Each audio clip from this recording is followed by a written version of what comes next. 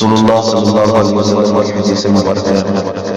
صحیح مسلم حدیث نمبر 579، جس کا عنوان ہے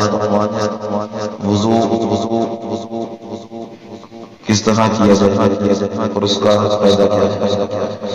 سیدنا عمر بن غزیہ انصاری اسماعیل بن عبداللہ بن سے روایت کرتے ہیں، انہوں نے کہا میں نے ابو ہریرہ رضی اللہ تعالیٰ عنہ کو وضو کرتے دیکھا، انہوں نے اپنا چہرہ دھویا اور اچھی طرح وضو کیا، پھر اپنا دایاں بازو دھویا